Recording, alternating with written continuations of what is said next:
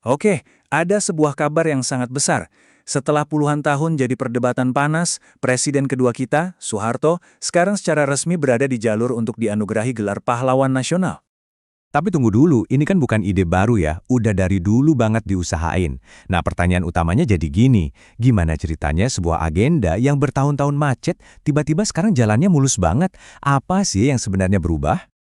Coba kita lihat perjalanannya. Ini benar-benar panjang loh. Dimulai tahun 2010, usulan pertama langsung ditolak. Terus di era Presiden SBY dan Jokowi, usulannya bolak-balik terus. Diminta kaji ulang lagi dan lagi. Tapi, boom, di September 2024 ada satu hambatan hukum utama yang berhasil dihilangkan. Dan ini yang membuka jalan untuk target penganugerahan di tahun 2025.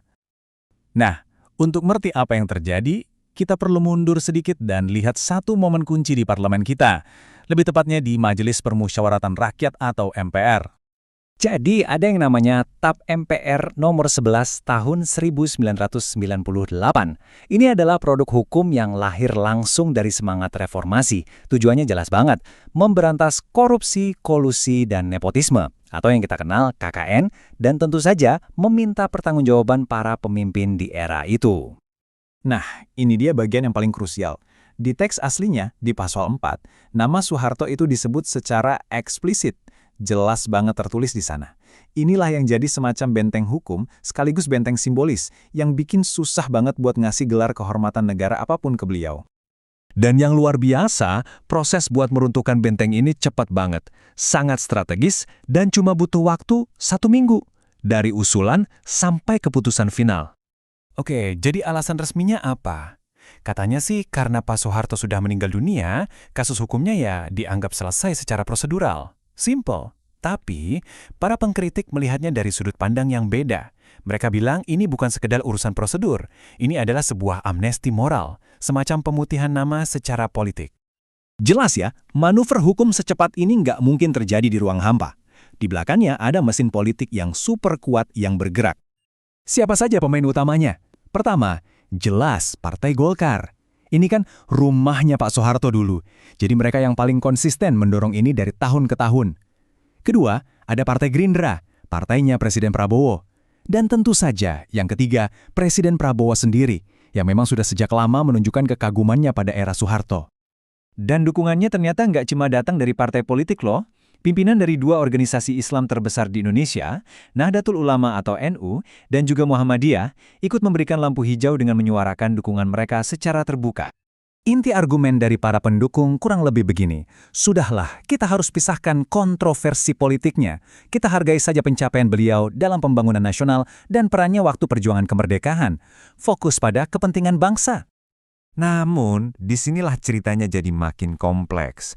Karena ada pertentangan yang tajam antara syarat formal untuk menjadi seorang pahlawan dengan fakta-fakta hukum yang sudah berkekuatan tetap. Ini dia inti kontroversinya. Di satu sisi, Undang-Undang untuk Pahlawan Nasional itu menuntut adanya integritas moral dan berkelakuan baik. Tapi di sisi lain, ada putusan perdata final dari Mahkamah Agung yang menyatakan bahwa yayasan yang dipimpin Soeharto telah melakukan perbuatan melawan hukum. Nah loh, putusan itu bahkan gak main-main. Ada angka spesifiknya, 4,4 triliun rupiah. Sejumlah itulah yang diperintahkan pengadilan untuk dikembalikan ke negara. Jadi ini bukan lagi opini, ini konfirmasi hukum bahwa kerugian finansial negara memang terjadi di bawah kepemimpinannya. Penting banget buat dicatat juga ya, dukungan dari NU dan Muhammadiyah itu ternyata nggak bulet. Ada tokoh-tokoh penting dari internal kedua organisasi ini yang menolak keras. Alasannya beragam, mulai dari isu kebijakan represif di masa lalunya, sampai status Soeharto yang meninggal dunia sebagai terdakwa kasus korupsi.